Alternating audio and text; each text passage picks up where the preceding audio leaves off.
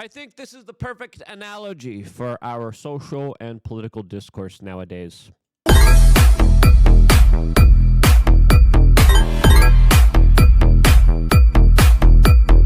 it's a car crash, but hey, people get to have online brownie points surrounding it, as of course I expect a whole lot more car crashes to come, especially during the summer of 2025, as political violence is wrapping up in this country, specifically with what just happened against Josh Shapiro.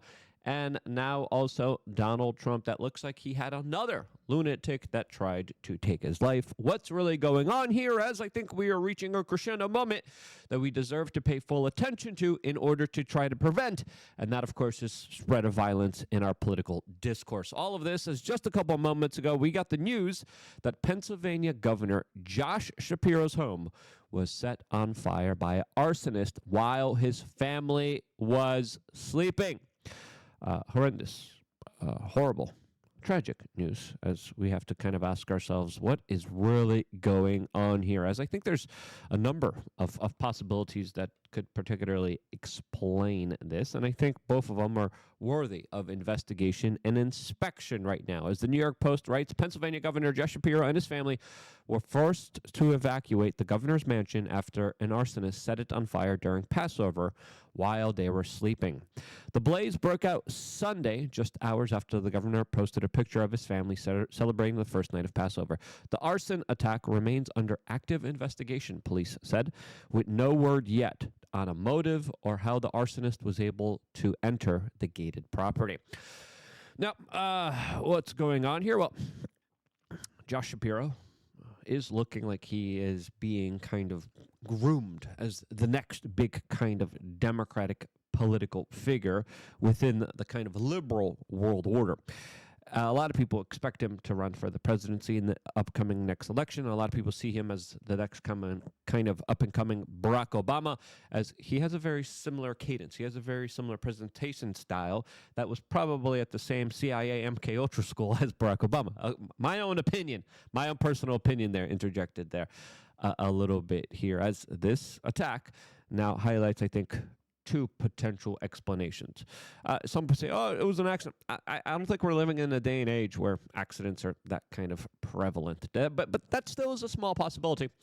I think two controversial possibilities that I would want to explain here is that, one, there's a possibility of this being a false flag attack, as there's a lot of people setting up situations where they kind of they kind of set up a situation where they look like the victims, and then they're able to get online victim brownie points. Those are really popular in our online social political discourse. Or another possibility is that this was a lunatic that didn't like Josh Shapiro and just tried to hurt him and take his life. That also is very possible, as now a lot of people will be saying, well, it could be because he was Jewish, it could be because it was Passover, and there are a lot of left-wing radicals that really just don't like Jewish people. That is true as well here. I think either of these explanations are kind of plausible here, as well as that kind of accident one, but again, we're not living in a day and age where accidents are that prevalent here. A lot of this does kind of go down to the breakdown of discourse in our country and the pushing of a lot of kind of racial division lines that I think are artificially being pushed on people, as I think American foreign policy is bringing us on the brink, especially now with what Trump is doing, of a huge kind of clash that is slowly and surely becoming more unavoidable. There's also a crazy situation that happened up in Wisconsin, where a 17-year-old who is now being accused of taking the life of his parents now also had a demented plot to, quote, assassinate Donald Trump, as he represented our extreme right-wing political viewpoint, as law enforcement are outlining the charges against this man that has been charged with 2 counts of first-degree intentional homicide of his own mother and stepfather, according to the Waukesha County Sheriff's Department's press release, as he also has been charged with, quote, hiding a corpse, misappropriating ID to obtain money, and theft of property over $10,000, as investigators looked into him, and he had a, quote, deranged fantasy where he tried to fund the assassination attempt on Donald Trump while also launching an anti-government insurgency in order to put in a right-wing fascistic, overwhelmingly bearing big bureaucratic government system. That's what I don't get about a lot of these like crazy kind of far righters. They want a government that's pretty much like all the communists want. The government controls everything. Government shouldn't control anything, okay? As a lot of these kind of super far right-wingers, they're super statist. And super statists are definitely not a fan of personal responsibility and individuals being able to, of course, decide their own destiny here. But again, this looks like another crazed person, crazed situation, as we had a lot of these types of situations kind of come to a head during the last presidential election, where even just a few weeks ago, there was a lunatic that showed up on the door of a right-wing influencer, Nick F. YouTube hates when you just mention his name for some strange reason, that tried to take his life. There was doorbell footage from Nick's security camera system that highlighted an insane person calling out for his name that was ready to, of course, take his life because of his online political opinion. Now, where is all of this coming? Specifically, as I think it's fair to call out violence from the left and right, and how will this kind of crescendo and grow here? Well, I'll tell you that in a little bit, as I have my own theory about what is kind of developing and building up here that plays along with the Luigi Mangione effect and plays along with what I think we are slowly and surely headed into with very uncertain economic, social, and political times. Before I tell you about that, I want to tell you about wearechange.shop, where we have Take Calm. I really like this stuff. You click on here with Klaus Schwab sucking down some 1,000 full spectrum milligram hemp extract. And if anyone, he needs to chill out. A lot of other people need to chill out too. This thing definitely helps me to personally chill out. I did 2 years of research trying to find the best product on the market. A lot of these products, high quality products, sell for about $100, $120. We have it for about half of that. And the reason that is because it's, again, it's sourced here inside of the United States. It's made. It's an American product that, to me, after taking it and testing all the other ones, was the best one on the market. So I decided, you know what? I wanna get this out there to the general public because it has a lot of calming effects, a lot of anti-inflammatory effects, a lot of people who need to calm down, who deal with anxiety or panic attacks. I used to deal with them. The best way to deal with them, by the way, is proper exercise, sleep, and diet, and Epsom salt baths too. They're pretty good too towards relaxing the nervous systems because a lot of people's nervous systems are fried. But I also substituted some kind of additional support with supplementation, and this hemp extract was one of the things that helped me tremendously to deal with an ongoing kind of anxiety or panic attack. I saw it I was like, take the droplets. And then I would just kind of relax and it would just kind of go away. Wearechange.shop. Check it out.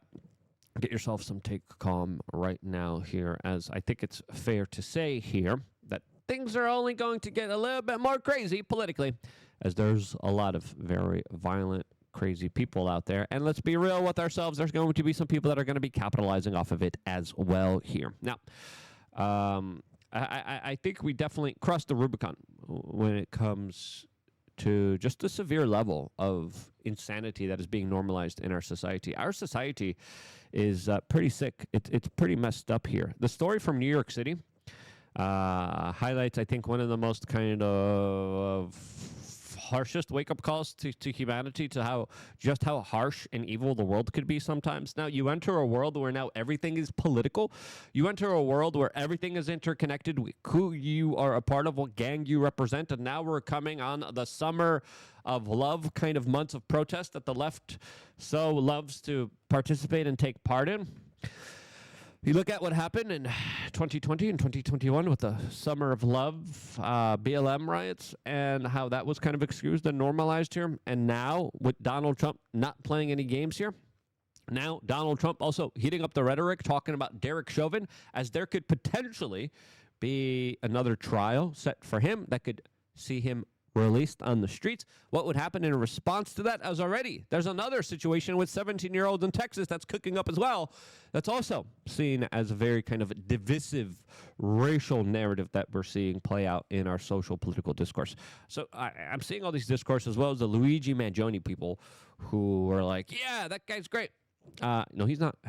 He took a life of a father. He took the life of an innocent man. As now, you see these kind of narratives, and whether they play up naturally, because there is something to the human kind of instinct to kind of pay attention to the divisions, to the groups, the gangs out there. It's a survival mechanism that's kind of within us. Whether it's being played up on by other people who control the algorithms in order to promote certain kind of thinking, certain kind of fear, certain type of manipulation, it's there, okay? And I don't know about you guys, but there's an unease feeling, specifically about how a lot of people are seeing less and less pathways and avenues towards political solutions.